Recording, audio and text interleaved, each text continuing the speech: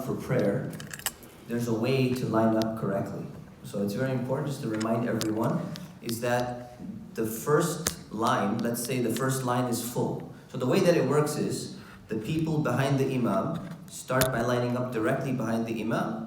One person goes to the right, the next person goes to the left. Next person goes to the right, next person goes to the left. When one line completely fills up, where does the second line begin? Behind the imam. Behind the imam.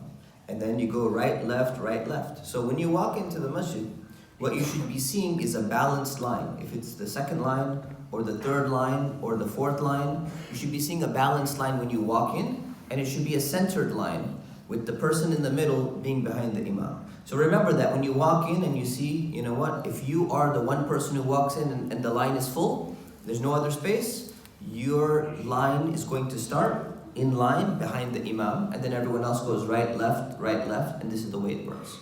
Now the hadith for today, let's see.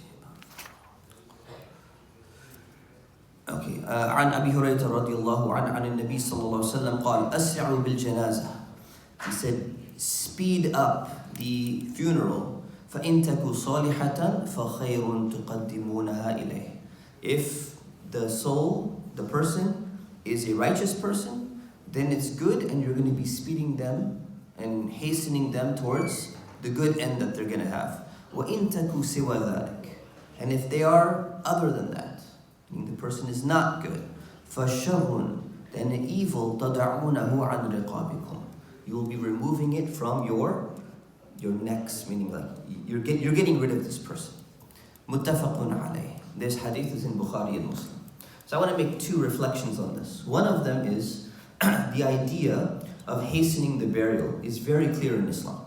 So when somebody dies, we are not supposed to wait unnecessarily at all in order to bury the dead body. There are many cases where I get questions all the time. They say, well, the body's in a freezer right now because we have some family members, they're flying from out of town, and we want to make sure, one of two things happens. We want to make sure that they can make it in time and their flight got delayed and everything, so we're going to wait a few days so that they can be there for the janazah and for the burial. This is a sentimental, emotional thing, but it's contradictory to the Sharia. The Sharia is to hasten the burial, even though there's this desire that we would like family members to be there. That's not the way that it works. So it's supposed to be done as quickly as possible. And the second thing I've seen is some people say, we decided to put the body in the freezer, and we think Jummah is a blessed day. So we decided Jummah is a good day, we're going to do the burial so we can get some more people to come to janazah. This is not the way it works, brothers and sisters. The Sharia is clear. The Prophet ﷺ, this is not only the hadith on this, many hadith. It's very clear that burial should take place, and when it comes to Sharia, we need to put our emotions aside. I know, of course, it's somebody beloved to you passes away, you have that emotional connection, but don't allow your emotions to override the rules that Allah subhanahu wa ta'ala has put in place for us. The second thing is this second part where the Prophet ﷺ, he says, if this was an evil person, you're getting rid of them. That's pretty strong wording.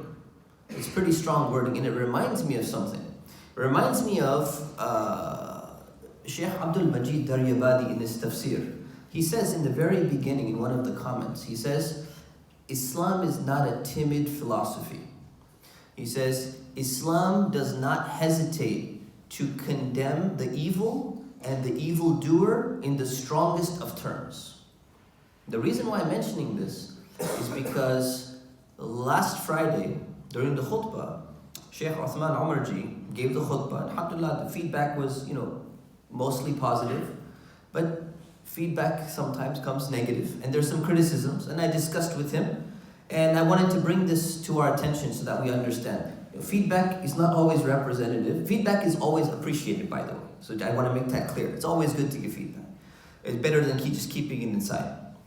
Feedback is not always true, but it's appreciated. And feedback is not always representative of what the entire community is saying. But he mentioned to me a few points of criticism that he got. And one of the points of criticism was, they said, we didn't like the fact that you made dua against you asked Allah to destroy the oppressors or something like that in his khutbah. They said, you shouldn't have done that. You should have prayed for their guidance instead. And I want to come back to this principle here. The principle that Imam Daryabadi mentions, Islam does not hesitate to condemn the evil and the evildoer in the strongest of terms. The dua that we just made, we asked Allah, Dammir a'da'aka a'da'ad-din. Oh Allah, destroy, obliterate, annihilate your enemies, the enemies of the religion. Now the Prophet ﷺ, there were times where he would make dua for guidance for his enemies. And there were times where he would make dua in the middle of a battle that Allah destroys the enemies of the religion. And sometimes in the middle of a battle, he would also make dua for guidance of the enemies as well. What we need to do is we need to make sure that when we're making these comments, our mind is clean and our mind is clear. Our mind is that we're not so hesitant because of PR reasons or because we have an inferiority complex or because we're afraid to say something. Our state of mind and our thinking needs to be in line with the principles and values of Islam. This is what needs to happen. And somebody said, I was looking at my notes this morning, people thought we need an Islamic state. And by the way, 2014 is going to mark the 100th anniversary of the fall of the Khilafah. Right? So we this idea of Islamic state officially. You need to have an Islamic state of mind in order to have an Islamic state. So we need to make sure that when we read something in Islam, we understand something in Islam, we are not using our emotions to go and readjust the parts of Islam that we want. But we are instead readjusting our mind and our understanding based upon what Islam is teaching us. May Allah subhanahu wa ta'ala put this in our hearts. Ameen wa sallallahu ala sayyidina Muhammad wa ala alihi wa sahbihi wa sallam. Assalamu alaikum.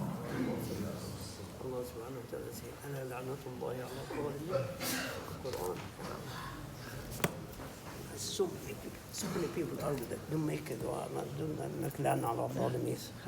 Are you much better than Allah? مكان لهذا ومكان لهذا